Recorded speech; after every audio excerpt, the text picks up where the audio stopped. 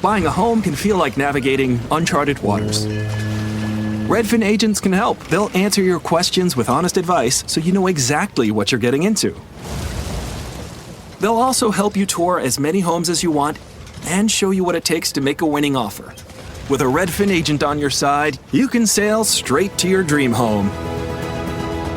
Local expertise from Redfin.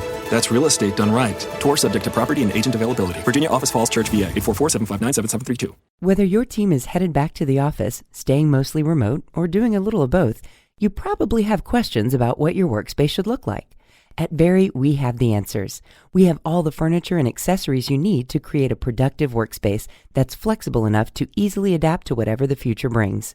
Plus, we can take you from first call to fully installed in just 28 days with free space planning services and fast free delivery. Visit Very.com and get free installation on your next project.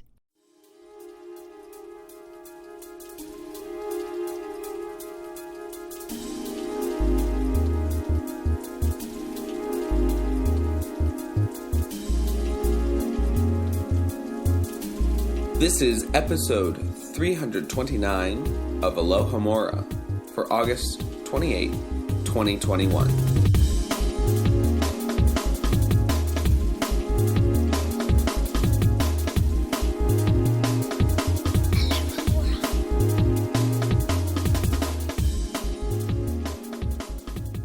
Welcome to another episode of Aloha Mora, MuggleNet.com's in-depth exploration of the Harry Potter series. I'm Sam Williams. I'm Rex Haddon. And I'm Aurelia Lieb. And it's a huge honor for me to introduce our guest today because we have the Hugo Award-winning co-founder of the Book Smugglers and author, Thea James. Hi, thanks for having me. It's a pleasure to be here. We're glad to have you. Yes, welcome. So something that we always do with our guests, just to give you a little introduction, is what is your Hogwarts house and how did you find Harry Potter? How did that journey start for you? Sure. So my Hogwarts house has been pretty consistently Slytherin, no matter what test or quiz I've taken, which is, I find it fitting, depending on who you talk to. It's a good thing or a bad thing. And I found Harry Potter, like I think so many others did, as a young reader. I actually stole the books from my younger sister, who is, maybe 4 years younger than me. And she was actually the first one to get into Harry Potter. But seeing how immersed she was in the books, I was like, I have to give this a try. So I stole them from her and then immediately was sucked in. And it got to the point where my entire family was sort of sucked in, and we went to the midnight release parties. We fought each other. Like there's a battle royale over the new release that would come out when we did all live under the same roof. So it was a big part of my formative years, and then as a young adult and an adult in college. And most recently, the audiobooks narrated by Jim Dale are kind of my safe, happy place. I've been listening to them on a repeat loop for the past 2 years, basically, interspersed with other audiobooks here and there. And a really fun fact, my favorite book to read, Azkaban, is different than my favorite book to listen to, which is The Half-Blood Prince, just because Jim Dale does these really great voices and it's so dramatic and sad. So that's kind of my relationship with the Harry Potter universe. That is really cool. I think we can all relate to the audiobook books being our happy place. Although I go with Stephen Fry because I'm in Europe, but point of contention, right? Yeah. That's awesome. Do you have a favorite book in the series? I do. It changes over time. But over the past couple of years on these more recent rereads, I think my favorite book overall is now Order of the Phoenix, which when I was younger, it was my least favorite. I hate that book so much. It's my favorite. Get out of here, Rex. I love that book. It's my favorite too. Yeah. See, Rex, you're in the minority. No, and everyone says as they get older, they start to find a love for order, and I don't have that. I hate everything about it except, like, the last. Once they get to the ministry, it's great. It's just, though, I don't know, 600-700 pages before that I'm like, I don't care about. All of it's great. It's all good. Don't know what you're talking about. Yeah, I think my favorite part of that book is, it's all magical and not fun in games, but right, the world is so immersive before you get to Order of the Phoenix, and then sort of the blinders are ripped off, and you see that their world is just as flawed as ours, and people are just as flawed. So the magic sheen is kind of gone, and then it turns into something different. Which I appreciate more now as an older reader. When I was younger, I really didn't like the book. It was hard to read.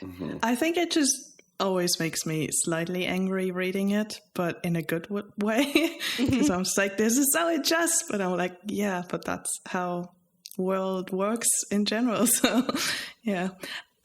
So it's very exciting to have you because you've written a book that we are very, very intrigued to talk about. I think it's called Cooking for Wizards, Warriors, and Dragons. Yeah. So how about you tell us a bit about it? Sure. So this was a really fun project to work on. Basically, what I got to do was go through all of my favorite fantasy books, old favorites, new favorites. I tried to get a mix of different voices, different pantheons, different worlds covered. I got to reread all of those books and then pull out sections that mentioned food, certain things that resonated with me. As like a young reader, I pulled from Patricia C. Reed's Enchanted Forest Chronicles, for example, which I have loved since I was in third grade. And one of the reasons I loved it was because there was a princess who ran away from her home and then, went to a dragon and was like, hey, you should hire me as your princess because I'm really good at cooking stuff. Also, I don't want to be a princess, so I'll also be your librarian. So that kind of stuck with me as a kid. And she makes these really fun and plentiful, bountiful dishes in the book. And I got to go back and read that, pull out different recipes that were inspired by that world, as well as repeat that exercise with a whole bunch of other fantasy worlds, from Game of Thrones and Lord of the Rings to, Nora Jemison's Broken Earth trilogy. Lots of really wonderful books in there. So, it was a great project, and it's coming out really soon, and I'm excited to share it with fantasy readers and home cooks. That's great. I have one question. Sure. Is Bilbo's birthday cake in there? It sure is. Yes. It's a layer cake made with some edible flowers, and it looks really, really pretty. That's great. I hope you give it a try. Oh, absolutely. That'll be so fun. Is it to the scale that they do it in the Lord of the Rings movie, or have you shrunk it down a bit? So it is as many layers as you want and to whatever scale that you would like. When I've made it, I've only done 2 layers, and it's a much more, human Earth realm sort of scale, as opposed to Hobbit 11th birthday feast. But you could certainly make it to that size if you so desired. Excellent. Next thing you'll see is I will have won the award for biggest 11th birthday case. That is so cool. So you said this book is coming out soon. Is there a date yet set? Yes. So it officially publishes now on September 21st. It's available for pre-order and should be coming to bookstores all around this Earthbound realm very, very soon. Have you gotten your advanced reader copy yet? I have my final copy actually. Oh, that's and amazing. It's beautiful. Yeah. It's how did it feel? Oh my gosh, it's I don't have any children, but I imagine this is it's my little book baby. So opening that box and seeing all of the copies in there was it's kind of mind blowing. It's a thing that I made, and now it'll be in a store, and I kind of can't get over that. That's really, really cool. Now you've been a part of speculative fiction editing, right? Before? Yeah. So the Book Smugglers, we're a website, and we kind of got our start and are best known as a blog, right? So we review science fiction, fantasy, and other genres for all ages, and have done that since 2008. And then more recently, I think as of 2014, we started actually editing and publishing short fiction, novellas, even a couple of repackaged novels, as well as, nonfiction essays and sort of thought pieces. So yeah, we've been publishing for a while, but this is sort of the first not published by us thing that I've written, which is kind of cool. So cool. Well, congratulations. I'm super happy to buy it. Thank you. Yeah, I'm looking forward to getting my own copy. Before we jump into the main discussion, I thought, I found information about you on the internet, so please correct me if that is wrong. But I think it fits quite well with our topic, that you grew up basically in a lot of countries. Yeah, it's true. The internet's correct. That's cool. Can you just tell us which countries you had the pleasure of living in? Sure. So I was born in Hawaii, in Honolulu. I lived there until I was about 7 years old, and then my family moved to Japan. My father was an economics professor, but also a consultant for the U.S. Embassy, as well as other, government entities. So we moved around quite a bit when I was younger. So from 7, moved to Japan. I actually went to a Japanese public school for about a year. After that, we moved to Indonesia, to Jakarta. And in Jakarta, I went to an international school. So just Jakarta, or I think now it's Jakarta Intercultural School instead of international school. But I was there until 7th grade. And then in 8th grade, we moved back to Japan, to a different city. So initially, we were in Kobe. But when we moved back, we moved to Fukuoka, which is further in the south. And I was there until 10th grade. And in 11th grade, I moved to Hawaii for 1 year, went back there. And then for my senior year of high school, came back to Jakarta for Jakarta International School. And then I moved to the U.S. for college. So moved around quite a bit. Wow. Yeah. Wow. I try to keep count, but it's like 5 or 6 schools. Yeah. Wow. Yeah. 3 high schools in 4 years. It was quite a bit. Yeah. That's amazing. My mom, when she was growing up, she went to an American school at the time, but now it's an international school in Stavanger, Norway. Oh, nice. And the reason why we are talking about Thea's travels and all of her schools is because on this episode, we're discussing the international wizarding schools. And this episode is sponsored by Devon on Patreon. Thank you, Devon. Yay, Devon, thank you. Yeah, Devon. You can become a sponsor for as little as $2 a month. And we are always working on a lot of great content that's released with every episode. And to find us, you can go to visit patreon.com/alohomora and learn all about the exclusive contents there. Now we're moving on to our Shout Out Maxima. This is from episode 327, and we will be discussing a comment from Frumpy But Super Smart, who had a lot of great analysis. Frumpy But Super Smart starts out saying, "This was such a cool episode. I know very little about astrology, but I feel like I learned so much." Same, Frumpy But Super Smart. I also felt that. But they go on to say, "I 100% agree with Kat that Molly is a deeply flawed parent.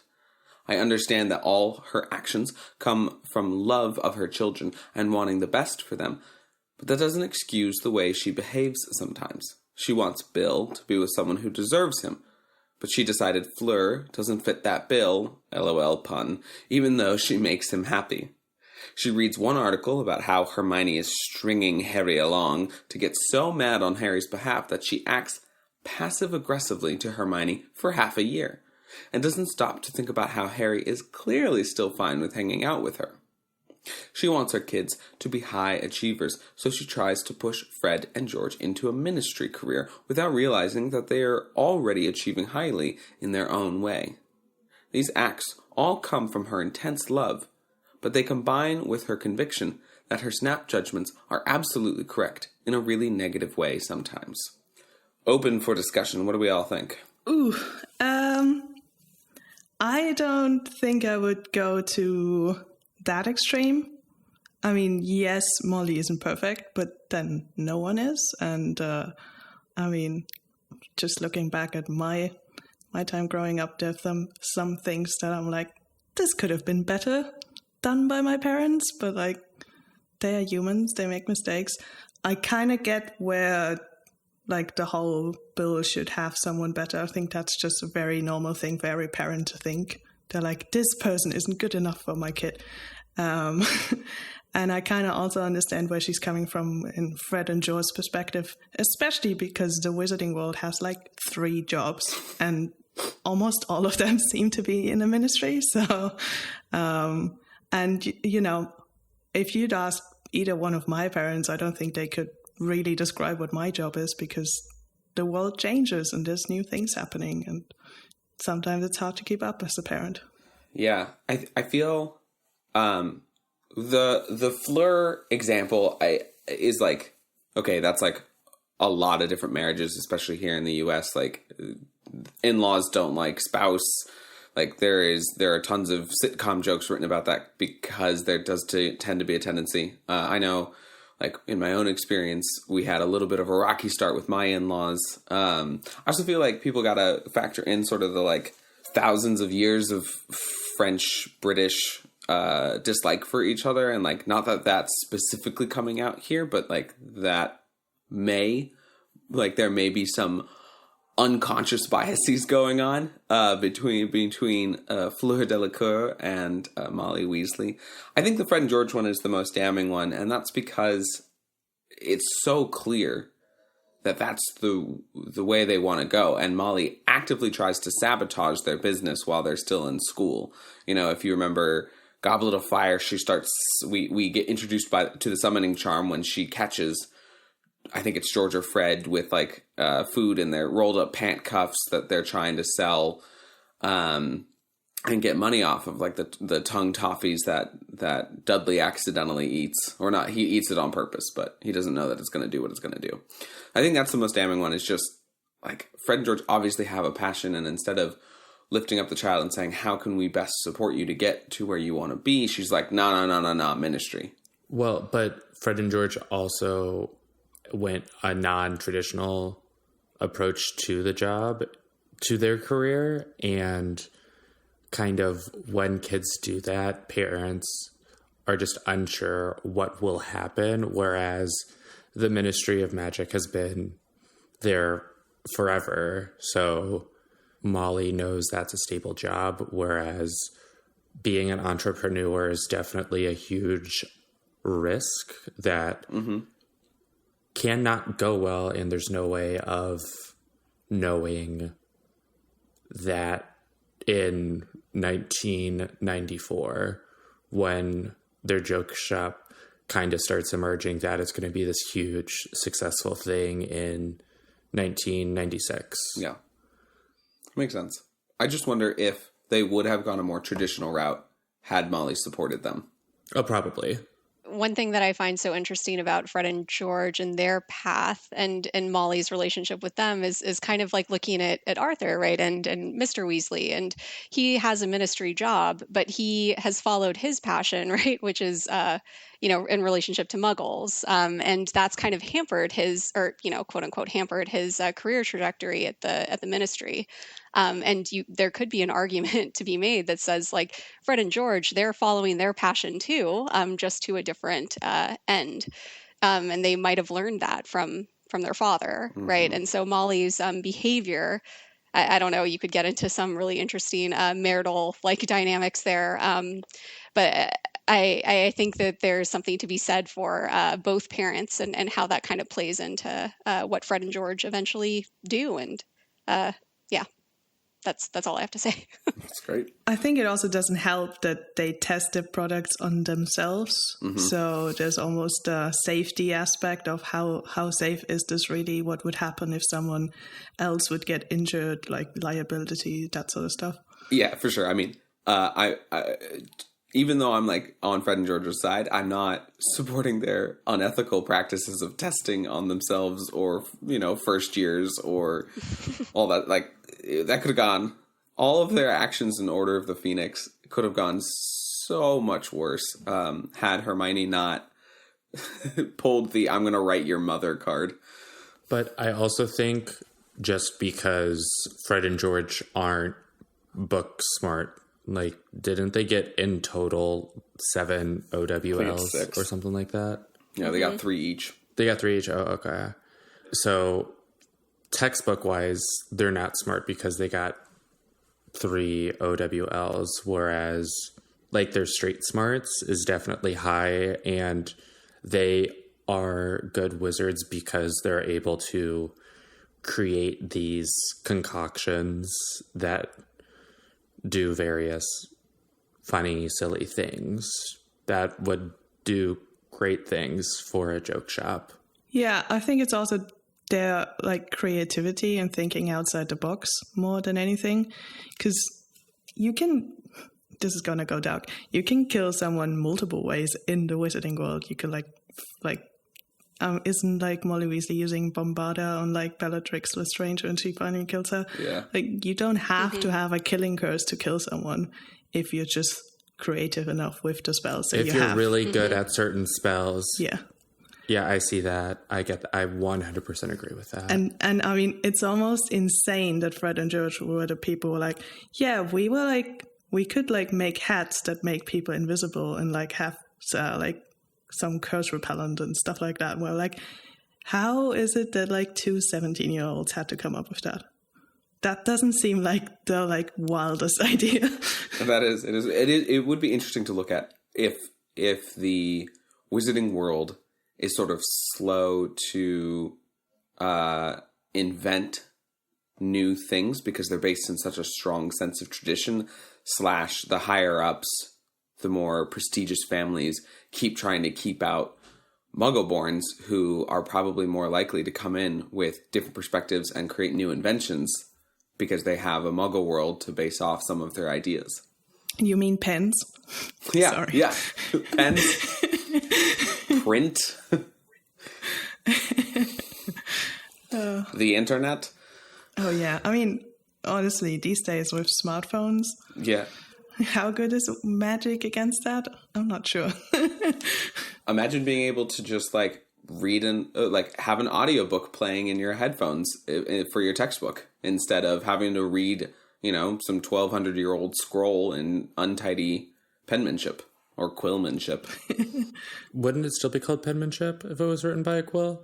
I'm mainly making a pun about pens versus quills. I missed that. That went way over my head. Who knows when it was first started to be called penmanship? Had the pen been invented or not? Chicken or egg? So I think I see Frumpy's point, but I would give Molly some more slack. Same. I think. Well, and it's also thinking of Molly's older children. So Bill, Charlie, and Percy. They were all like the prim and proper student that like didn't get in trouble. Whereas Fred and George come to Hogwarts and there's no hope that either of them will be made prefect their 5th year. I mean, personally, I think, do you want to be a prefect? Sounds like a lot of work for not... I would love to be a prefect. Really? Oh, 100%. I would have power. Same, but only for the resume skills. What about you, Thea? Would you want to have been a prefect or head girl? No, I think captain of the Quidditch team. Then I just get Yes. access to all of the prefect stuff without having to be a prefect. I'm not sporty enough for Quidditch. What position would you have played, Thea? I probably would be a chaser. Nice. Yep. Same. Ginny Weasley style. Yeah. Well, we would have to be on opposing teams still, because I'm a Gryffindor. Well, so. That's okay. Those are the best matches. Aurelia and I would be on the same team, but I'd probably be on the beater, mainly because I'm too small to be a keeper, and I'm fairly accurate in things like archery and such. So I feel like being a beater would be good. Yeah, I play basketball, so I'm like, chaser is probably the closest thing to that. So Yep, same. As Harry explains in Sorcerer's Stone. Oh, it's a lot like basketball. What's basketball? Says Oliver Wood. That's me talking about any sport. Shall we move on to our main discussion? Yes, we shall. So, as Rex said, we're going to talk about international schools. And I thought we should probably first clarify what international schools is, since this is a largely American podcast. And not one of us is British, even though I live in the UK. So obviously this is going to be all schools that are not Hogwarts, because that is the school that we know best. And so we're going to talk about all the schools that we know about that are not in the UK, essentially. And those are 8 schools, at least, according to the author on the material she expanded on Pottermore. I think one of the main things that we're going to talk about when we go through them is to clarify that these are just the biggest and well-known schools. They also, she says on that piece on Pottermore, the schools that are registered with the International Confederation of Wizards. So there are going to be other schools that we just don't know about, which makes sense because languages are a thing and not everyone speaks the same language, especially looking at Asia and Europe, where there's every country speaks a different language, and Africa, of course. So we're just going to go through the ones that we have a little bit of information on. Sometimes it's really not that much, and see what we think. I'm really excited. Yeah, I'm super excited for this topic. Just to reiterate what you're saying earlier, there are, as Rowling says on the website when she wrote about this, there are 11 long-established and prestigious schools. So this does not discount the fact that there are probably way more schools than that. I think Key and Peele do a great sketch about a wizarding school that's ranked 100 or 1039th on the wizarding scale. If you haven't seen that sketch, go see it. It's really funny. Key plays basically a mad-eyed Moody but security guard that has a metal detector in it, because they're so it's a joke about having a rundown school because they don't have the funding for it, a rundown urban city school in the US. So there are other ones that may exist. So even though, Australia isn't mentioned as having a school, or Argentina, or places like Nigeria, or even China, they probably still exist. It's just that they, for whatever reason, aren't the, quote, long-established and prestigious schools that we're describing. Right. Buying a home can feel like navigating uncharted waters. Redfin agents can help. They'll answer your questions with honest advice so you know exactly what you're getting into. They'll also help you tour as many homes as you want and show you what it takes to make a winning offer.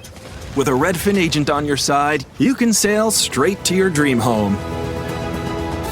Local expertise from Redfin. That's real estate done right. Tour subject to property and agent availability. Virginia Office Falls Church, VA, 844-759-7732.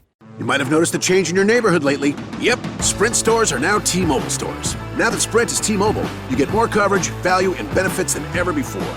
We've invested billions to bring our 5G from big cities to small towns across America. And great coverage is just the start. From high-speed mobile hotspot data to weekly deals and giveaways, our customers get tons of great benefits. Head to your new T-Mobile store to learn more. Qualifying service and capable device required. Coverage not available in some areas. Some uses may require certain plan or features. See T-Mobile.com. Have questions about bringing your team safely back to the office? Very has the answers. We have all the furniture and accessories you need to create a flexible and productive workspace. Plus, we make it fast and easy with free space planning and free delivery. Visit Very.com for free installation on your next project. So I put them in alphabetically order, so we'll start with Beauxbaton, which is one of the schools we know slightly more about because we get to meet students from Beauxbaton in the Harry Potter book series. We have a vague idea of the location for the school, so it's in the south of France in the, I think you say Pyrenees? Yeah, Pyrenees. Sometimes I stumble across words in the English language where I'm like, I know how to say them in German. I have no clue how to say them in English. According to Pottermore, which is now Wizarding World Digital, it takes students from France, Spain, Portugal, and sometimes Netherlands and Luxembourg and Belgians, which I'm not sure how that works, because still French is a different language to Spanish and Portuguese and Dutch. Yeah. I think this is going to be a big question going through all of most of these schools. Like, for example, those are all different languages. And also, Durmstrang doesn't cover Italians, Greeks, Albanians, Croatians, like that whole sort of South Mediterranean section, or South Europe Mediterranean section. And so, like, where do they go? And also, do they all have to norm There our are language? no wizards. There are actually Got it. It is canon. The Roman Empire murdered everybody, and there are no wizards there.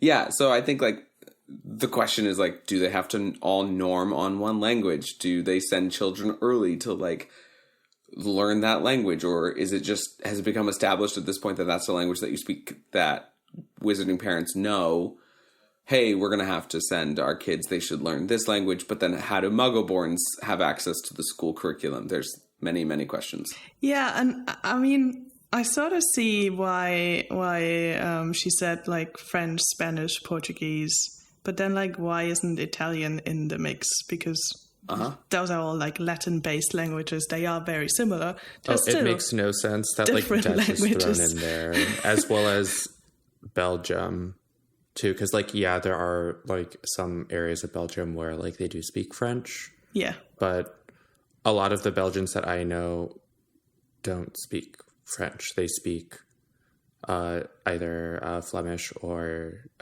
German. Or both. Yeah. Also, then, like, where are the Swiss? Where are the Swiss going? Where are Liechtensteinians going? Like, tell me. Someone tell me. And, you know, as someone who speaks both German and English, and Dutch is very close to both of those languages, I still don't speak Dutch. I would still not be able to talk with someone in Dutch or understand what they say to me. So it's not like just because those languages are similar, it's just going to be easy. Yeah, and imagine taking your standardized tests in those languages or trying to learn. It's quite a learning curve. But would they have, like, ESOL classes? I know it wouldn't be English. So, like, ESOL's, like, English as a second language. Oh, interesting. So would, like, Beauxbatons have, like, a French class for people that don't speak French, if that is the language of the curriculum? Yeah, that's a great question. I feel like also there's a very high likelihood that they're all just speaking Latin, because that's what the spells are based in. Like Avis, which is... Some are based in Greek. Yeah. Avis is just the Latin word for bird and such like that. I guess we also don't know when they start school. Like, they could be starting school younger or later than 11-year-olds. And maybe they're actually learning math and writing. They're practicing their penmanship. Oh my gosh. He brought it back. Something that we do know about Beauxbatons is that Nicolas and Perinel Flamel went to Beauxbatons and is actually part funded by the Alchemist Gold from the two of them. So there's a very strong tie to the Flamels, to that school. Eventually, wouldn't that gold run out? You can keep using the Sorcerer's Stone until they destroy it. You can keep using it to turn lead to gold, but I feel like that also causes inflation, which would then tank the gold standard. But didn't they destroy the stone after book one? Yeah, so Beauxbatons closes in 2000. I'm just kidding. Nobody knows that if that's true or not. Canon. Yeah, but I suppose by that point, there were, like, the buildings are there, like, a lot of the stuff is... I mean, do we know how Hogwarts funds itself? I thought it was by taxes. Oh, yeah. Is it public? That's interesting. It is public, yeah. I don't think it, like, physically states taxes, but that is what I grown up is just like, oh, there's, like, wizarding taxes. Wizarding taxes. Like the IRS. Huh. I just wonder... Because also Beauxbatons could have invested some of that gold into some sort of endowment that they can just pay for their students off the interest of. Or maybe they have to pay tuition. Like Bitcoin. I mean, they had 600 years of the Flamels, so that could be a lot of gold. That is a lot of gold. but inflation. Yeah. If There might be other donors. Who knows? Yeah. Hopefully. I do wonder if the wizarding economy just got turned on its head when Nicola Flamel was like, hey, I'm just making my own money, and it's totally legit. And everyone was like, no.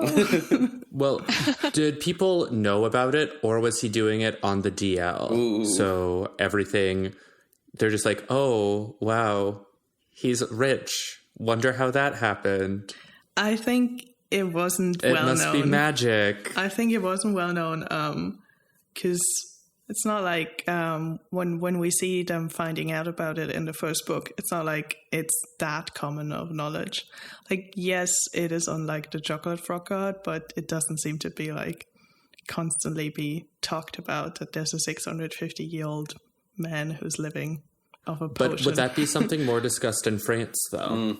Potentially. Like, I know the UK and France are very close to each other, but they're two different countries, so... But then it's also, like, the only person who's ever had that stone and who's 650 years old. I mean, he and his wife, but... Yeah. So I think it would be enough of a big deal that at least it would be talked about in multiple countries in Europe, if not worldwide. Questions for another podcast. Yeah. Well, it would probably be discussed in the Hogwarts alchemy class if that's offered. Oh, yeah. Due to interest. I'm sure Slughorn would know. Now I want I want Irvin to write a biography about Slughorn's life. Something that piece on Pottermore did go in is that there's a magnificent fountain in the middle of the like school's park that's believed to have healing and beautifying properties. And that fountain is named after Nicola and Perenelle Flamel. So is their hospital wing just go bathe in the pool for a bit? The fountain. There's like a separate pool. They funnel the water through. It's interesting in a world with magic that there's a fountain believed to have like healing powers. However, I am fairly certain that there is actually a place in the south of France where there's like... a cloister with like that has access to like water and is believed to have healing powers, and there are like a lot of stories where people healed because they drank from that water from like really deadly diseases. Even today. What's a cloister? Like similar to like all I'm thinking of is the Pokemon. Oh, okay. And that's not right. It's I probably used the wrong word. It's similar to a church. Oh, like a chapel? Yeah, but like monks live there. Yeah. Yeah, it's like a convent, I guess, maybe. Is yeah. So I'm pretty sure that is a real thing in the south of France. I don't remember the name of the place, but I've seen like a documentary last year about it, and I was like, oh, that's like a real thing? Okay. People who know about this, write in our comments about it. Can we talk about for a second just how much more progressive Beauxbatons is? Like, by the time we meet Madame Maxime, like, Hogwarts has just hired their first half-giant staff member. Faculty member, I mean. Obviously, Hagrid has been on the staff for a while. But Madame Maxime is in charge of Beauxbaton. But it also doesn't seem that she told anyone that she's half-giantess. Yeah, but everybody knows. Do they? They seem to be a bit dumb about that sort of stuff sometimes. Well, I would be dumb about it. The English do. I'd be like, wow, she's a very tall lady. I guess with magic, isn't like Draco who said that he thought Hagrid just fell into like a growth potion or something? Yeah, Skelegrow or... Oh my god, with like a vat of toxic waste. Yeah. The crossover we didn't know we needed. Joker, the Ilvermorny student. Any other notable students? Yeah. There was two that article had, which I wanted to mention briefly. I apologize in advance for my French. So the first one is Vincent Duc de Trèfle-Pique. I'm going with that. Who escaped the terror by casting a concealment charm on his neck and pretending that his head had already been cut off. That's so cool. That is cool, yeah. I think that's funny. That reminds me of that witch that we learn in Prisoner of Azkaban, who who fire tickles. Who got caught a bunch of times because it tickled. Who let herself be burned in the fires. Also, do you feel like Nearly Headless Nick read about that in the Ghost News and went, oh, dang it. So we have that guy, and then we have Luc Mefoy, the infamous pastry maker and muggle poisoner. Good. It's like Sweeney Todd, but French. Also, like, pastries and poison, didn't know those two went so well together. The alliteration in English is great. But I mean, I don't know. Baking and poison seem different things to me. No, but seriously, it is Francis Sweeney Todd. Yeah, it is. You would think, and maybe Thea, you could jump in on this. Wouldn't the poison offset some of the baking? Like, because that's all chemistry. Don't you think those pastries would end up looking a little different? Very true. You could sprinkle it on top. Or would the poison be the cream? Yeah, exactly. It's like the after effect that you add. Poison sprinkles. Think of it that way. Instead of vanilla extract, you're like, and a bit of poison instead. That'll be great. Also, you would probably, like, if you'd added before, it would probably be baked out of it, because those are very hot temperatures. So poison is like alcohol. I mean, just comes right out. Potentially.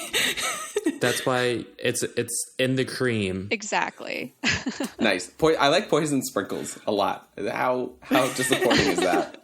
Ooh, I love rainbow sprinkles. Oh, dang it, I'm dead. Exactly. Thea, you had a point here about curricula. Oh, yeah. I always find it interesting how different schools measure a student's progress, right? Or their quote unquote success. And we know that Beauxbaton had a different system of testing, right? And their coming of age.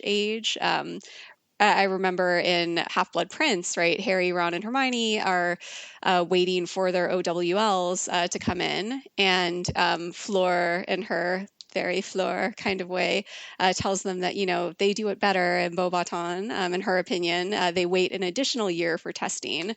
I'm not sure if that means there's no NEWT level that exists at Beauxbaton, but it's just interesting to think there are 2 rounds at Hogwarts as opposed to maybe 2 rounds or maybe just 1 round in this French school. Yeah.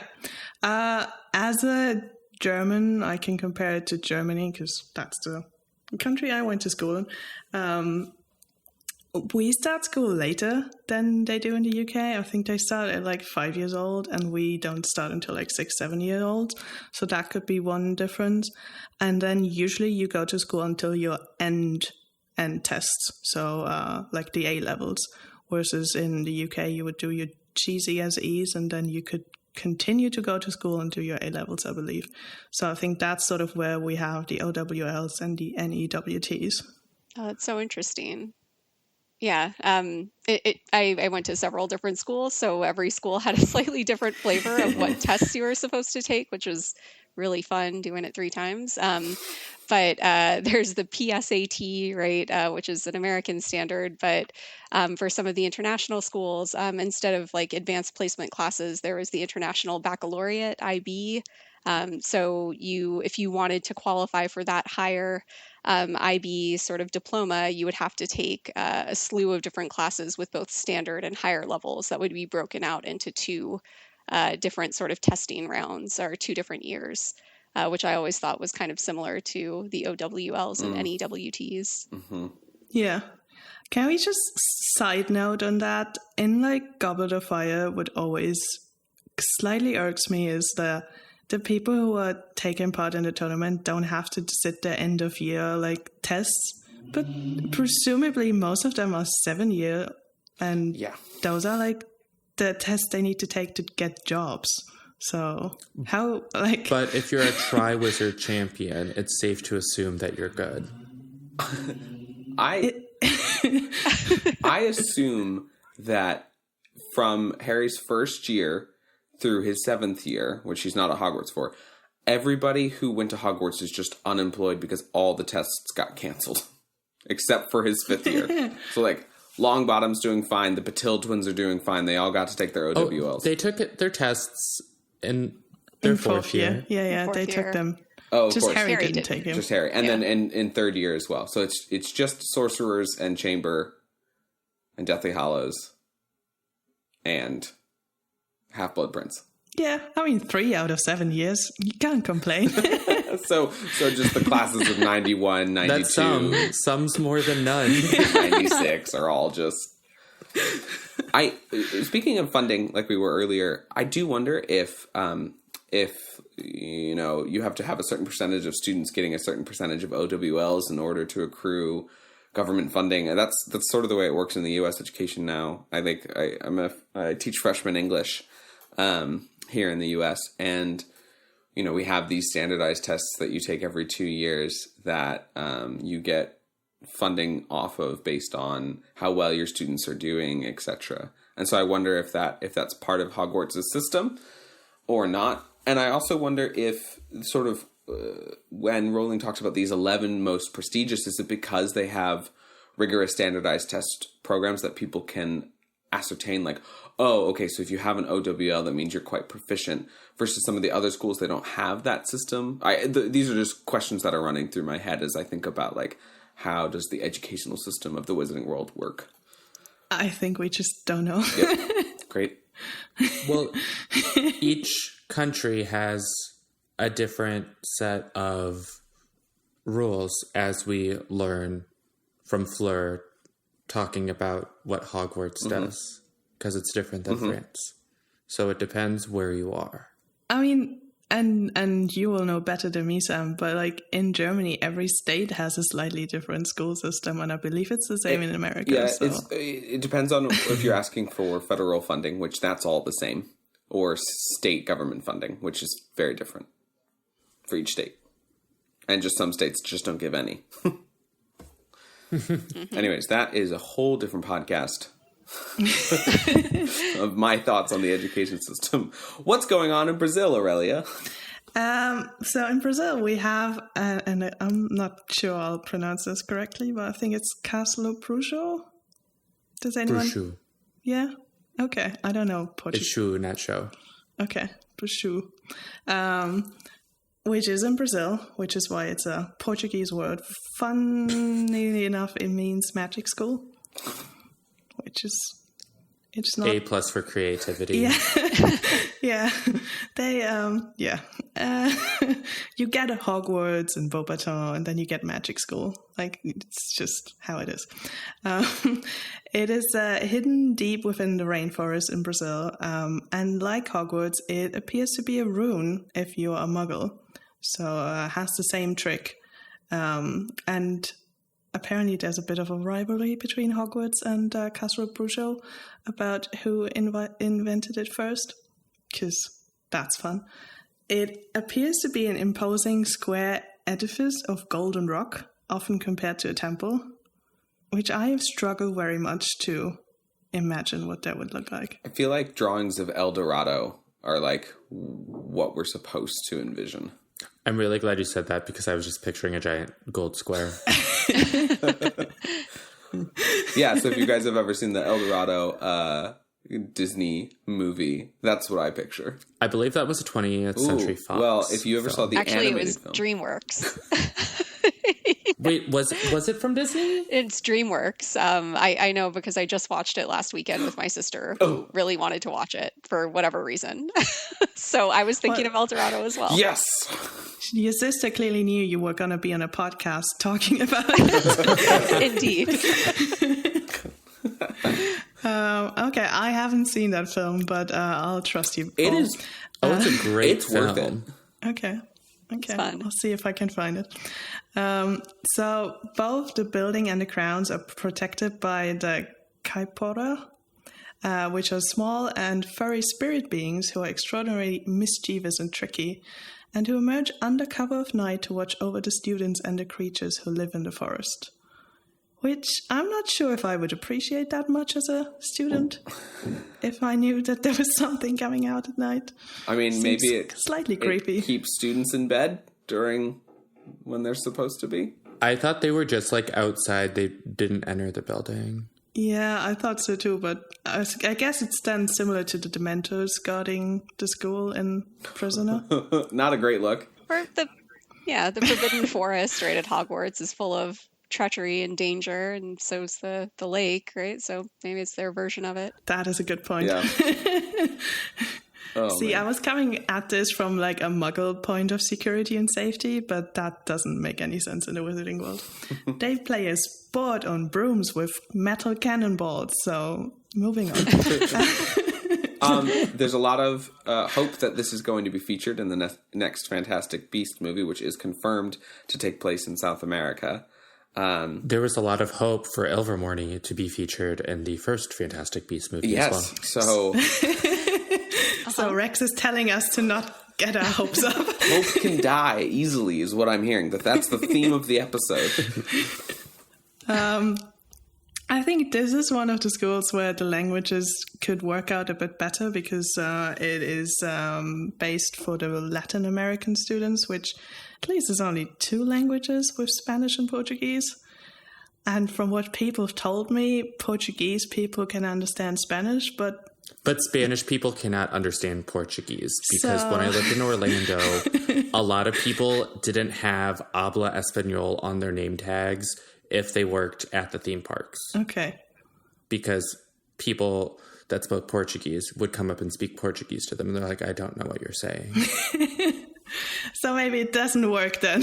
There's also Creole, the language as well, that exists through many Caribbean islands, such as like Trinidad and Tobago or the Caribbean. But is the Caribbean considered Latin America? It depends on who you ask.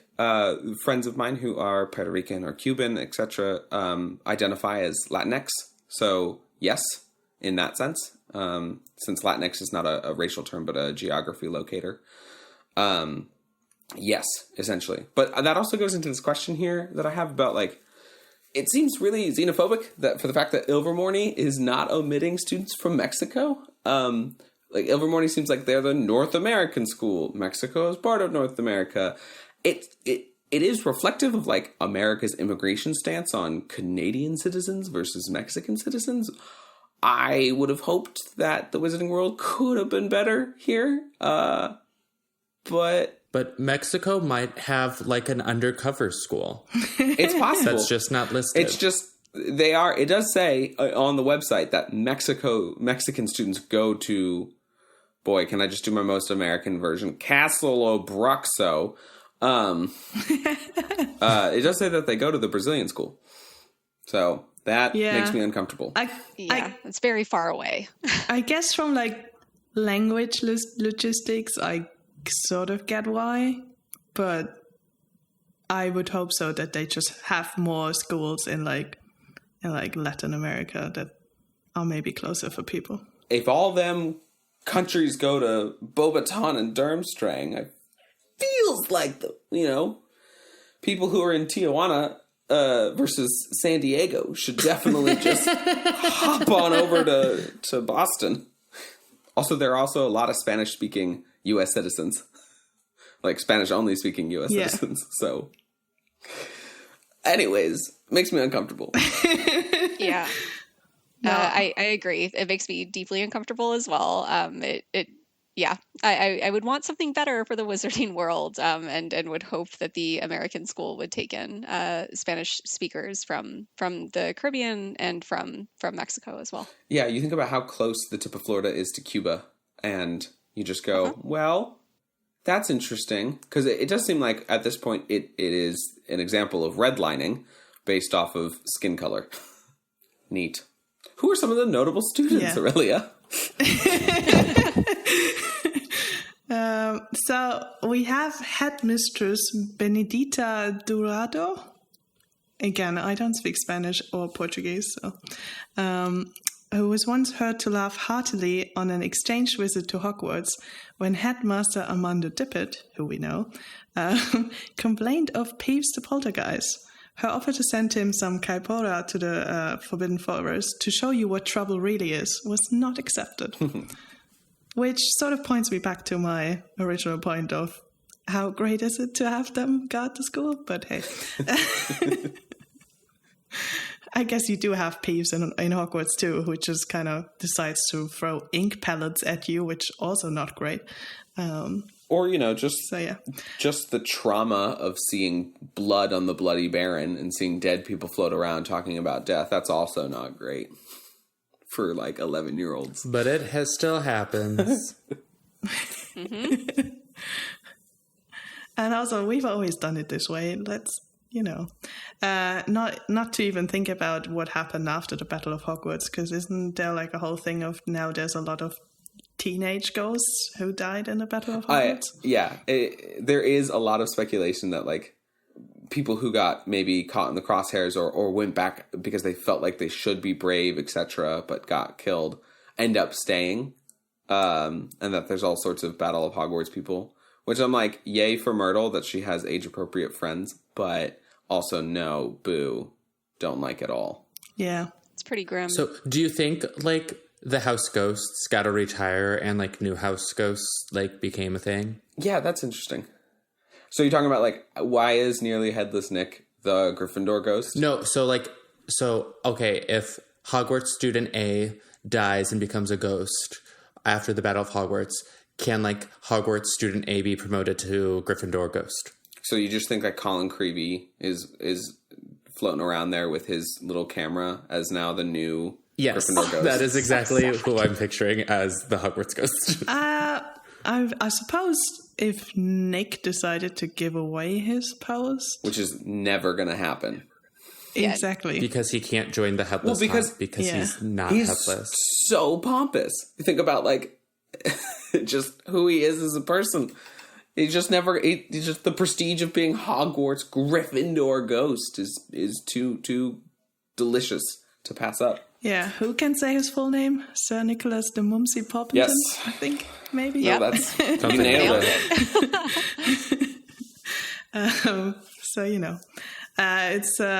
It's also interesting to me that those ghosts have been around for hundreds of years, and there's only a very few set of ghosts, really, if we think about it, at Hogwarts. Which I think if you were a ghost in the UK, which would be the coolest place to hang out, probably Hogwarts. Yeah.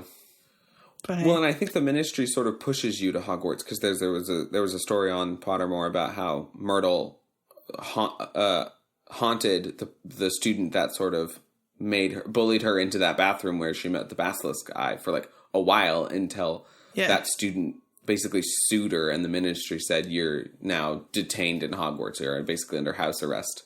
Ghost. Which is interesting that they have that sort of legal system when, they chucked someone into prison for 12 years without even having a trial, but sure. Also, soul-sucking prison. You can't keep a ghost in prison. They can just... through the wall. I bet Dumbledore has some magic that surrounds the school that ghosts can't penetrate through. Well, we can't see them outside if it's morning time. That's true. Mm-hmm. Yeah. Checks out. I mean, ghosts were susceptible to the basilisk gaze, right? So yeah. I'm sure there's some other magic that could work on them. Excellent point. Do we want to go back to Castle? Yes. Tell me more about the Brazilian students that are cool. So we have a student who's a most famous potioneer. His name, I'm presuming it's a he at least, is Libatius Borage. That's just a fun name. Yeah. We know one of his books because he wrote Advanced Potion Making, which is a book that we see in the series. But other books he wrote are Asiatic Antivenoms and Have Yourself a Fiesta in a Bottle, which I kind of want to read that book. That sounds like my kind of book. Agreed. I think that should be your next book. Yes. Exactly. Just cocktails. I love it. Cocktails and mocktails. Oh, I would love a cocktail book. That'd be cool. There are cocktails in my book, just throwing that out there. But yes, a specific cocktail book would be wonderful. That's great. Oh my God. What type of cocktails do you have in your book? Oh, all kinds. There's an old-fashioned, Manhattan. There's a sidecar. You got a daiquiri. All kinds of fun stuff. But they have like really fun names, like Treebeard's Revenge from Lord of the Rings. Yeah, and is that there's just a water? Copper Cloud Mule. Is that just your name for Celery water? juice? No, That's amazing. just kidding. No, it's like a Tanqueray and lime and simple syrup. So Very cool. it's a gimlet. Yeah. That's neat. Oh, have yourself a fiesta in a bottle. That's so cool. Sorry, go ahead. One other student that we know who went to Brazil is and I definitely don't know how to say that. It's like João. João, Something like that. Okay. That's not how you say it, but it's close. Okay, and the last name Coelho. I don't know. Who is the captain of the world-renowned Quidditch team, the Tarapoto Tree Skimmer? Great name. Mm-hmm. Yeah. Something that we do know about the students who go to Castro Proscio is they wear bright green robes and are especially advanced in both herbology and magizology. Oh I couldn't do that. I could not wear bright green robes. Every day. I like that is your concern about after everything else we've learned. It's like, yeah, but the green robes. I'm out. I think it's interesting here that the three students the three former students that we've got, one's a Quidditch captain, one's a headmistress that threatened to send dangerous animals to Hogwarts, and the other is a potion maker that we know Snape was better than. Yeah. Good point. But Yeah. Labacious wrote, "Have yourself a fiesta in a bottle." Snape would never. That's true. This is true. So he might not be as good of a potioneer, but he's a fun one.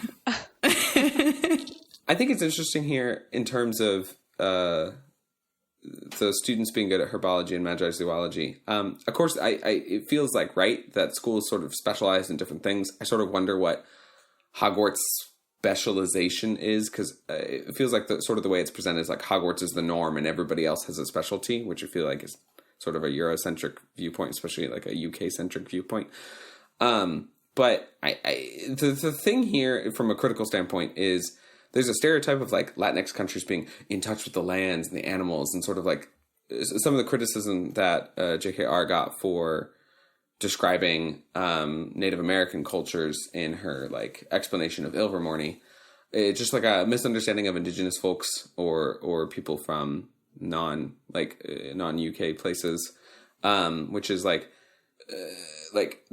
I'm sure that the specialization is really cool and that they got great techniques, but I'm sure that's not the only thing that makes them special. If that's the only thing that makes them special, I think we start to fall into stereotype instead of celebration of unique skills. I think we are definitely very, very deep in the stereotype. Like, all of this is not great. Yeah. And also all of what is to come is not great. And to sort of half guess your answer to what would be the specialty for Hogwarts, maybe defense against the dark arts, since they've had so many dark wizards in Europe. Or maybe it's just dark arts But at that point. wouldn't it also be just coming from a Hogwarts perspective, that's what they're specializing in, whereas if we were coming from a Castle of Brushu perspective, it would just be different because it's a different viewpoint? I think it depends. Does that make sense? I think it depends. I think I'm just mainly criticizing the way in which the information is presented, which is like the specialization, rather than like understanding what different schools are good at, because it's coming from a central point where it's like, this is Hogwarts, this is normal magic. They do the same thing, but they're actually really good at these two things, which fit into a stereotype, which is not when you're explaining, multicultural anything, is not a great standpoint to come from, like, I am the norm and everything else is different from me. therefore either special or not special. Yeah. Absolutely agree. And I mean, we didn't even have that with Beauxbatons also, right? I mean, like they're known for being pretty. Beautiful. Yeah, I guess. I mean, again, not a great reading there. But yeah, someone has to be the prettiest. that's yeah. I take your point. But yeah, it's a strange and problematic sort of reading of Casa la Bruja. Mm-hmm. Yeah.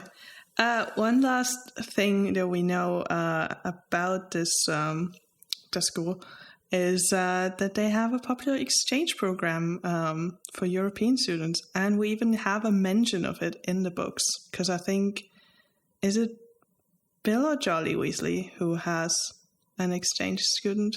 I believe it was Charlie that had a pen pal from Brazil. Yep. Yeah.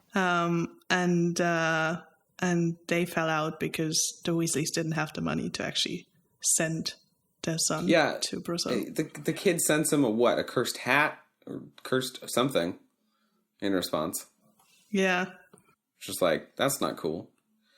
I wonder how the exchange program works for European students who wish to study the magical flora and fauna of South America. Like, do you just skip a year and then come back and like now you've got 8 years of schooling because you took a year off to go, or do you go after you passed your NEWTs or after you pass your OWLs, or can you go when you're like 6? Well, it sounds like something that kind of, if you study abroad in college. Yeah.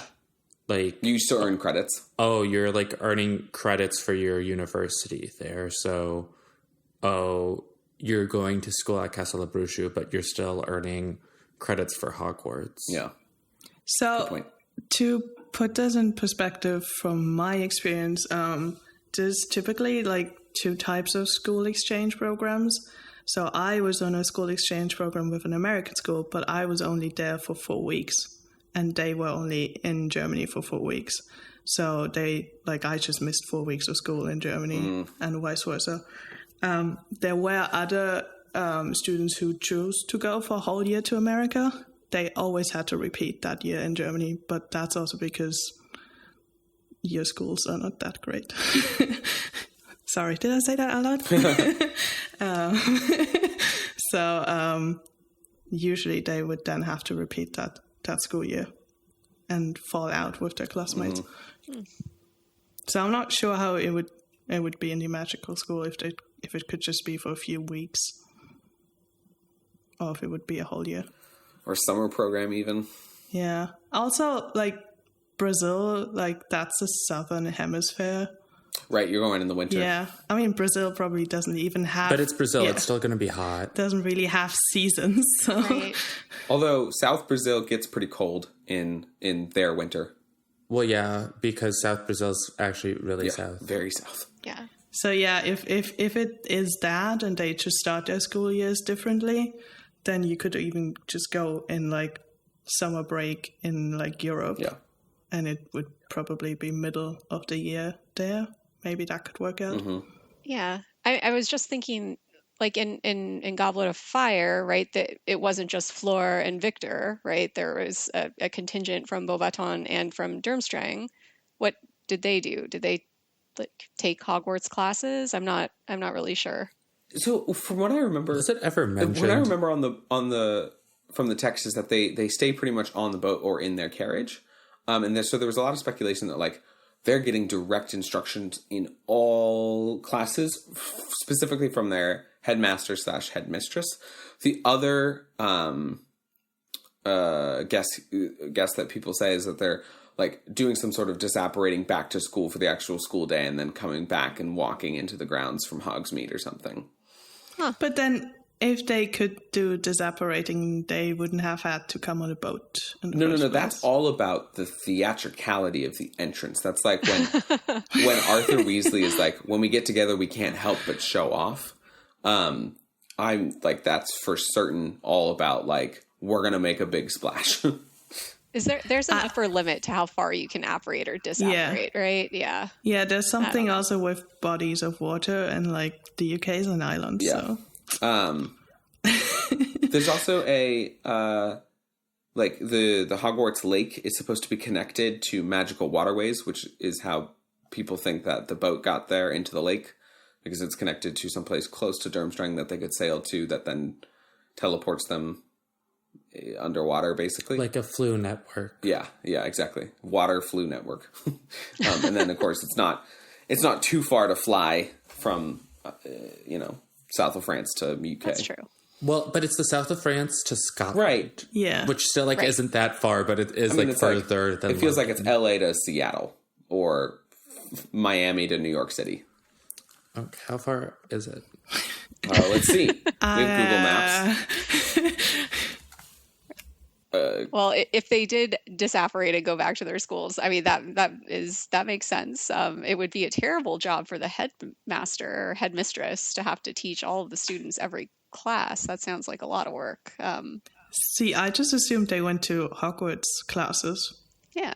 Maybe some additional classes that Hogwarts wouldn't teach are taught on the ship / in the carriage, but for the most part, it sounds like the curricula are similar enough. Yeah. Okay, so to answer your question, Rex, from Pyrenees, the town, which is Is this which Pyrenees is it though? Because when I did it, there's 2 options.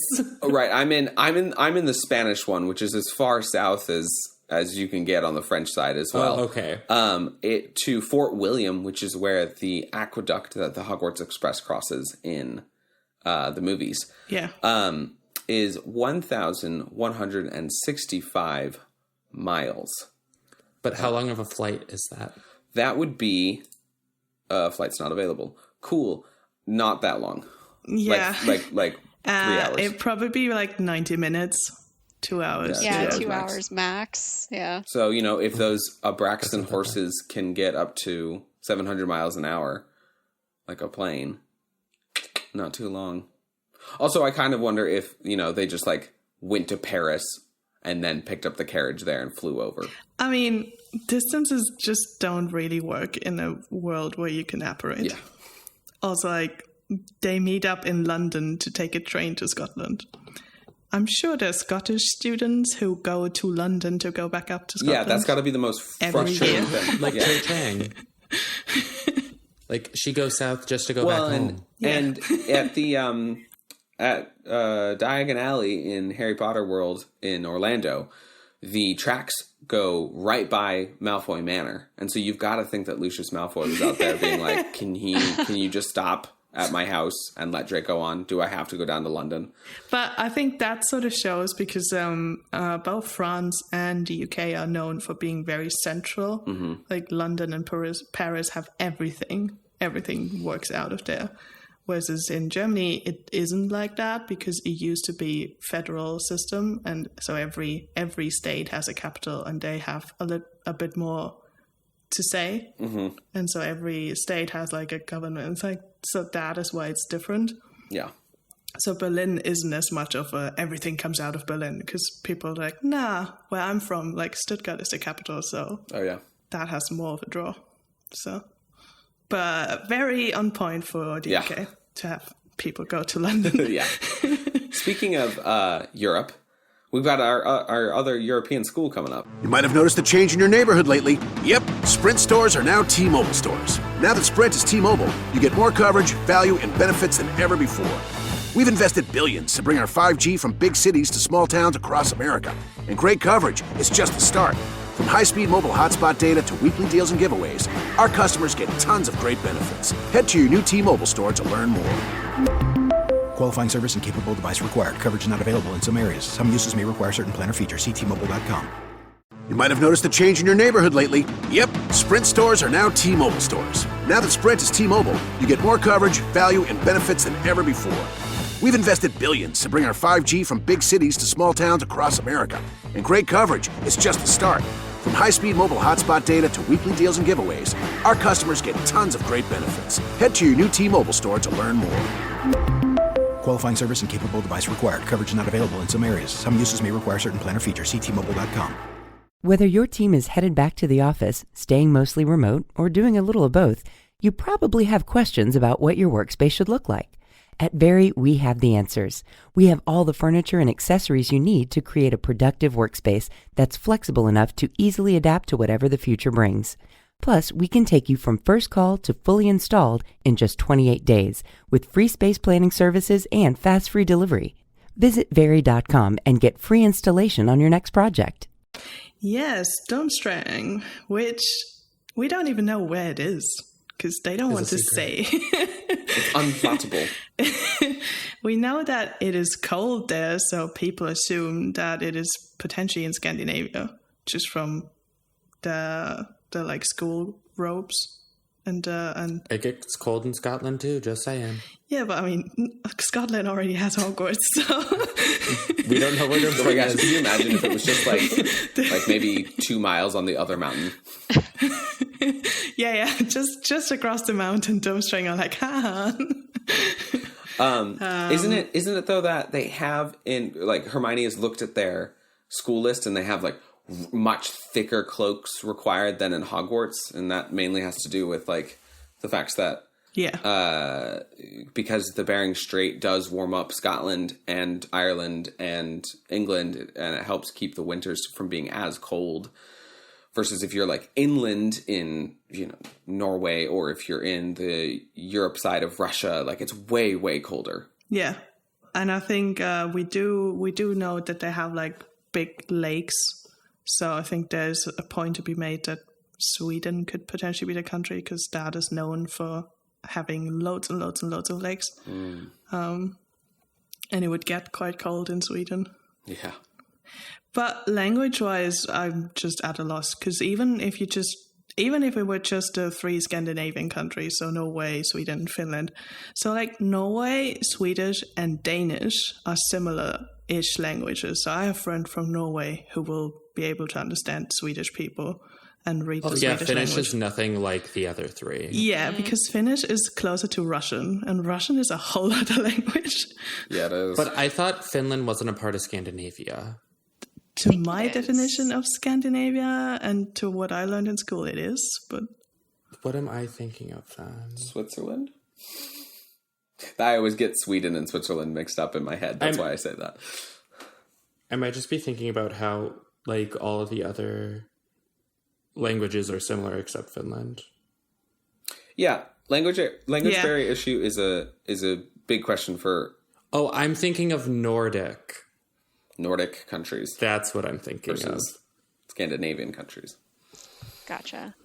And then also we have to think of like the only student that we know who goes to Durmstrang is from Bulgaria. It is, Right.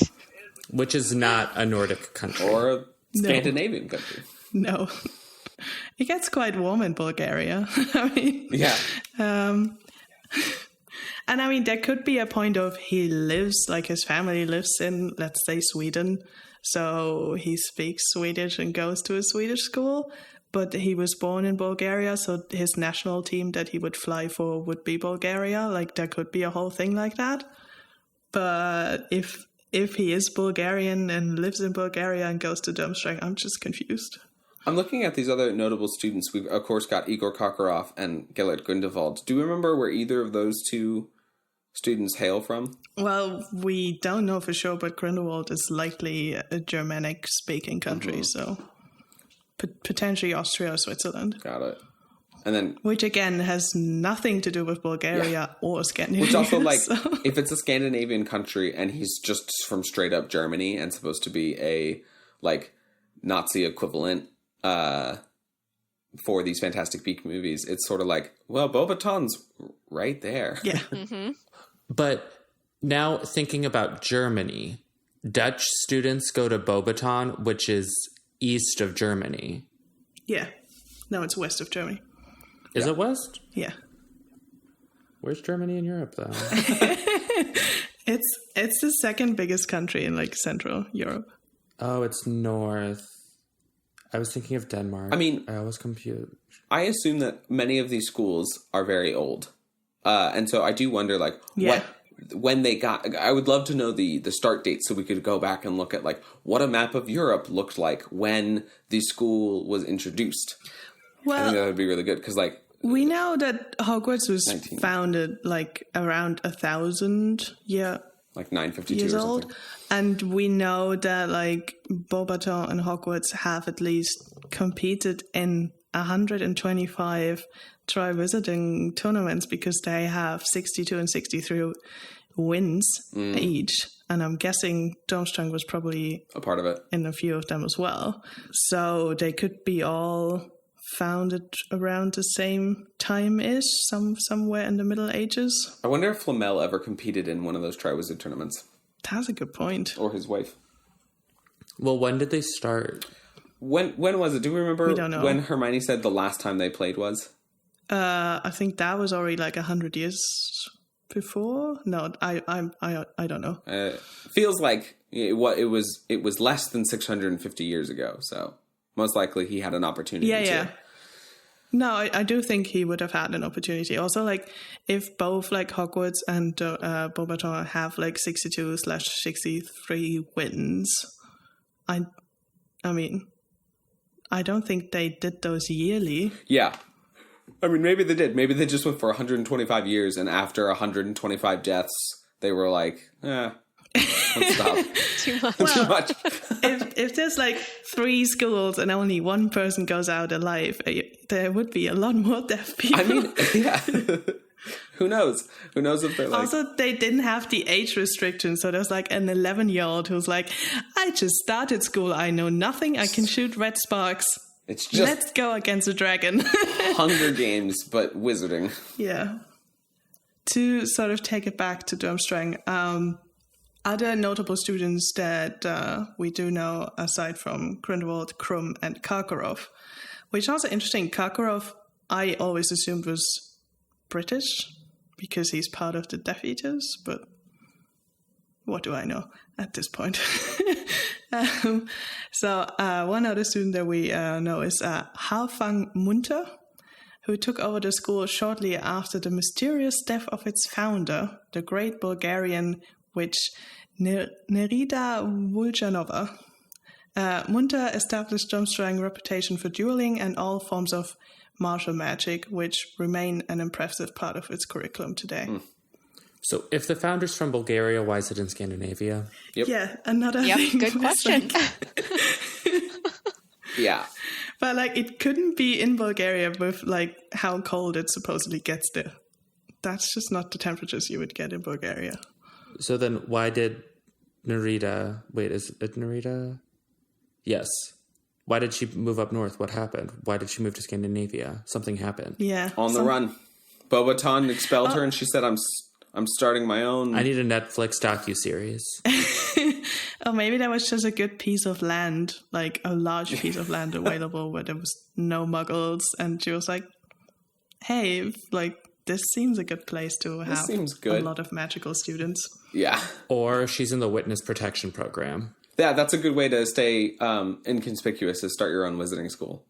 I bet witness protection loved that. But I am also confused about Karkaroff, because I had assumed he was British who just left the UK to work at Durmstrang, but maybe it was the other way around, that he went to school there, went to the UK, did his Death Eater stint, went back to Durmstrang. I always interpreted that he was sort of the representation of, like, not just UK people want to kill all muggles.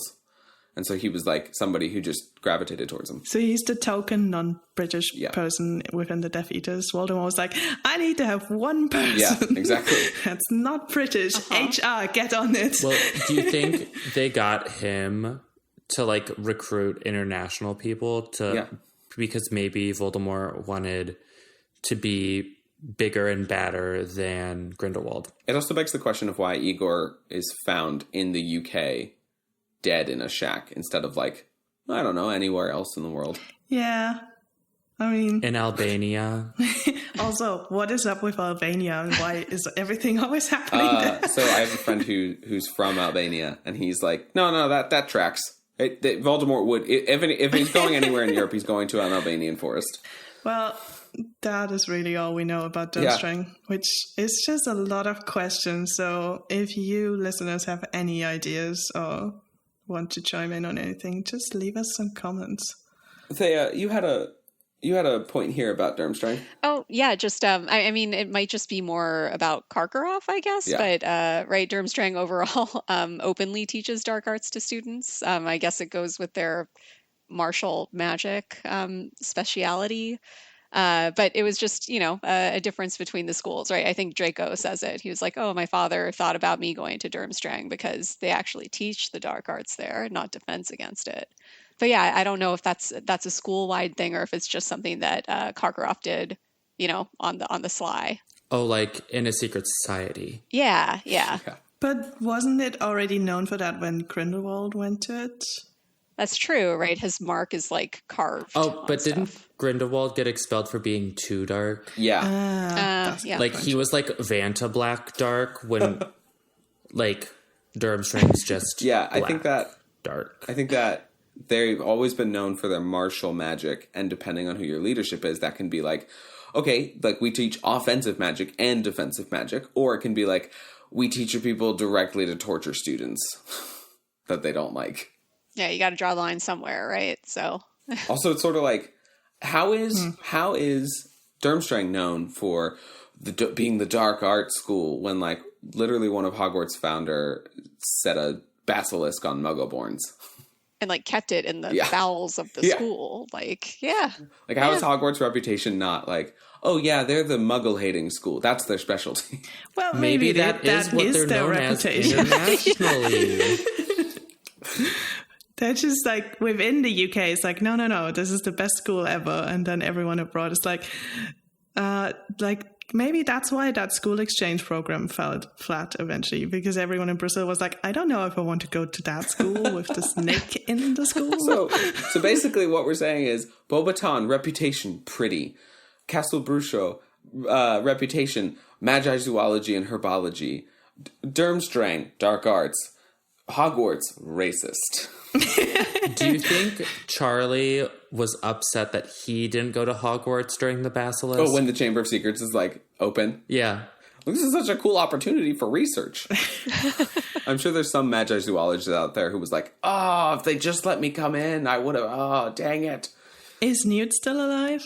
Yeah. The first time the chamber is opened, he's definitely alive. I mean, that's also according to Prisoner of Azkaban, because he shows up on the Marauders map during the end credits. Yeah. But that's the film. Right. So it's not canon, but it's canon. It's movie canon. It's movie canon. What's next on our list? I think we've got one near and dear to a bunch of our hearts.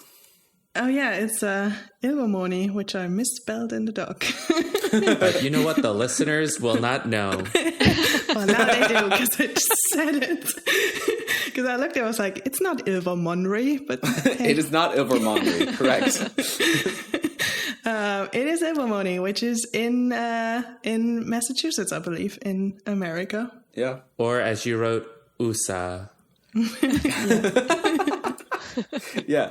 Ilvermorny's location makes sense from a like colonizer perspective, where if we're going with the whole, hey, Ilvermorny got created by European wizards who came in and realized there wasn't a central school, like the Salem witch trials being up close to where Ilvermorny's location is, etc. That's like neat from that perspective. I am amazed that there wasn't according to this world, a school created by the hundreds of thousands, if not millions, of indigenous people living in the United States beforehand. So There probably was. Question, and I have a very European knowledge about Native Americans, so I might be very wrong here, but wouldn't they just have like schools within their like tribes, and would they probably just not have mixed with the other tribes? Well, so that is an interesting question. Essentially, when you say tribes, like that is not an identification of size of groups together. So a lot of people are like, oh, there was only sort of these like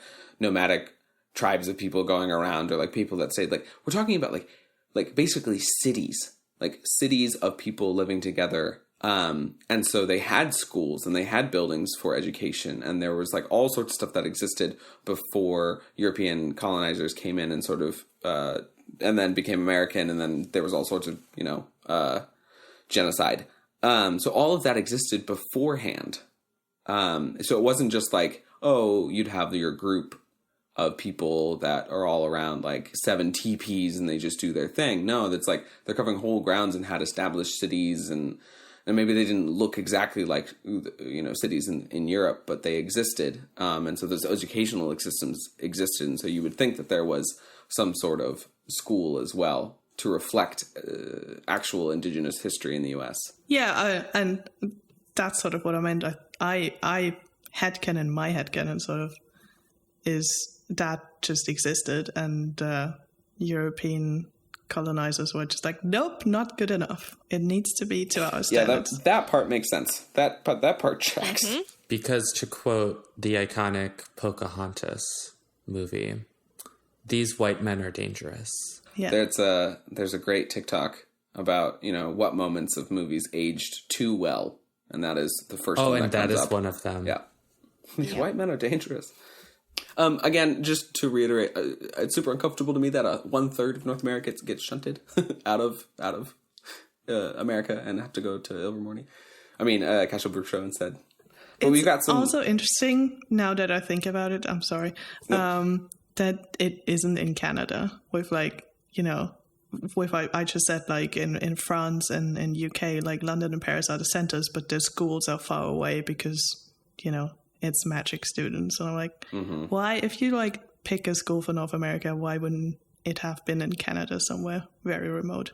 Yeah, I mean, if we're going with Rowling's, which we are, I mean, we're going with Rowling's Wizarding World creation.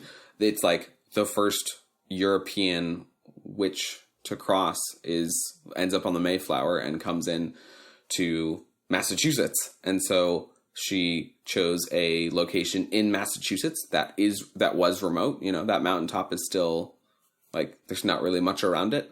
And so that is a pretty, and you're also thinking about like lots of indigenous people are getting kicked out. Like New York City hasn't been created yet, all of that stuff. So yeah, that's a remote location.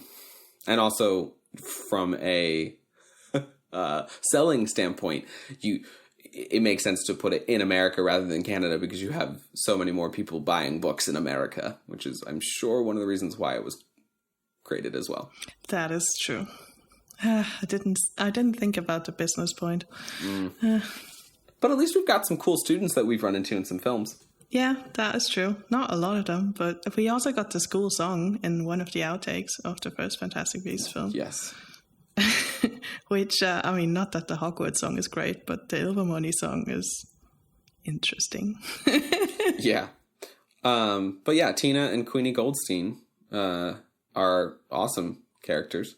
Of course, I think a lot of those American witches and wizards that we run into, whether it's the desk worker who ends up betraying everybody and helping Grindelwald escape, or, you know, the president of MACUSA, they're all part of it too. Yeah. So, you know, I remember we were so excited about Serafina Pickery, and then she just, I don't know, disappointed. 5 minutes of screen time. Yeah. Yeah. And not great in those 5 minutes. There are 3 more movies coming. Yeah, but hopefully. Like, what did she do so far? Why didn't you tell me? Well, we tried to tell you, but you didn't want to listen. Yeah. We do have the last reporting that has come out recently is that Warner Brothers is pushing to have this all closed up in movie 3 instead of movie 5. So we'll see if we get 3 more. Yeah. Yeah, but the new film of the series is Fantastic Beasts: Serafina's Revenge. I'd watch that. I would watch You that heard too. it here first. So, Rex, are you working for Warner Brothers? Is that what you're telling us? I cannot confirm or deny. Yeah, Ilvermorny. Shifting all the way over across the almost entire world, we've got the school in Japan. Now, my Japanese is about as good as my Spanish, but I believe it's Mahoutokoro. Sounds about right. Yep. Muhotakoro. Yeah, and I also am pretty sure that translates to magic school because creativity was out. Is that correct, Thea? I actually don't know. It could be, but it's not a typical word for school. Okay. I can look it up real quick. I did hear that apparently, maybe I'm confusing it with the African school though. It's Magic Place. Yeah. Okay. Magic Place. Interesting. So where are you going to school? I'm going to Magic Place. Okay. Very on the nose. It is in Japan. And it is the only school, as far as we know, that also has day students and not just students living in the school, which I think is quite cool. Is the coolest thing about this school, because what I'm picturing as days, the like little itty bitties, so the like 7-year-olds to 11, like they're actually learning basic like reading and writing. Yeah. What a novel idea. Because like theoretically, I can have a child in the UK and not teach them how to read or write. And then they are just gone to Hogwarts and it is their problem now. Mm-hmm. Where they need to write essays all the time because that's the only thing they ever do. It's like, we need to write essays. Yeah. I mean, I've posed this question many times on this podcast. How are anybody learning anything before the age of 11? Is it homeschooled? Are there little wizarding daycares all over the UK? I don't understand. Anyways, Japan system makes a way more sense. Rowling has said that it's sort of the job of the parents. Great. To make sure that they learn those. But like parents don't know how to elicit those skills because parents would be like, oh, my kid knows the ABCs. They can do everything. But like, oh, there are 26 letters in the English alphabet, but like, why does the C make a K or a S? Mm-hmm. I mean, why does it? The English language is weird. You know what? I don't know, and that is my job. But that is to not know. That system also hampers like families whose parents don't make much money and so are working 2 jobs, or parents who might, either not be around, so they're being raised by grandparents who don't have the time for the kid, or single parents who are having to work multiple jobs. Like that ends up hurting sort of the lower economic spectrum a lot more than it does like people like the Malfoys who could just pay for tutors. I believe you can either homeschool or send them to Muggle, like elementary school. Yeah, but then if you've got anti-Muggle poor people like the Gaunts. Yeah, but most of those anti-Muggle people are also sadly the richer people. So. True. Yeah. All right. Well, it's still a terrible system. But still, like, thinking from an education standpoint, just the writing, like English class changes a lot from like age 11 to age 17 in Muggle schools. Yeah. Like, I write completely different than I did when I was 11 because I didn't know what a comma was. I still don't, but I use them now. Sort of going back to the Japanese school, Aurelia. How do the children go back and forth? From the school before they're boarded? They are flown on the backs of a flock of giant storm petrels, which is cool. That's awesome. See, as someone who's afraid of birds, I think this is cool because they're giant birds, so they theoretically cannot poke my eye out. But they could eat you. But they won't poke my eye out. Because that is my fear. Okay. As someone who's afraid of birds, you would struggle in the wizarding world because their main way of communicating is birds. I just wouldn't have friends. It's fine. I wanted to ask before we go further into Mahout Koro is what are schools like in Japan, since we have an expert? Oh, sure. Well, I went to a public school when I was like very young, right? So 7. It's like schools in the United States, although one thing that was persistent both in the public school and the international school that I went to is you change your shoes, right, when you get to the school. So you have outdoor shoes and you have indoor shoes, which, helps with cleaning. There's a bell, you have your different periods. I got very good at math when I went to the public school because I didn't speak Japanese, although you also pick that up. Yeah, I mean, there are lots of different traditions, right? One of my favorite things that I remember from being in the Japanese public school system was there's a sports day where like you have a hat that can be red or white. You flip them inside out to denote the color, and it's just a whole bunch of different activities and competition like during the day, which felt, I am not sure that an American public school has sort of the same. Like a field day. Yeah, a field day. Like, yeah. And then your parents come and it's like, it's a whole thing. It was very fun. Like that was one of my fond memories. Yeah, and the shoes, like just getting used to that was interesting as well. That is so cool though. I had a German teacher who would come into school and then change into slippers. And he was actually mocked by mostly the other teachers for doing it. But I think for the most part, we were like, that's so clever because now you're not wearing like your like sneakers for like 10, 12 hours. Yeah. When you were there in Japan, did they have a good like Japanese as a second language program for students who were coming in? Yeah, they did. So in the international school, the language taught was English, although most of the it was also a very small school. I had like 10 other people in my grade, and it was one big building. So everything from pre-K up to 12th grade were in the same building. And there was also like some students who dormed.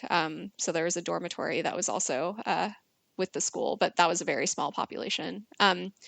Many of the students were native Japanese speakers. There were some international or American students, I guess would be the next largest swath. And then several different European students. Actually, one of my best friend was from Norway, actually Stavanger. I think someone mentioned that earlier. Oh, yeah. My mom grew up there. Yeah. Yeah. That's funny. Yes. It's a funny coincidence. So yeah, there was a different, mishmash of students, but Japanese was a language that we were all required to take. If you were within the school, I know like you can sometimes choose your elective languages, but we were all required to learn Japanese. Mm-hmm. And for any students that had a harder time with English, there was a pretty robust ESL type class and track like throughout the years. That's awesome. That's really good. Yeah. It's always nice to have those support programs for students. Mm-hmm. Absolutely. Sorry for the detour, listeners. Back to the school. Aurelia, take it away.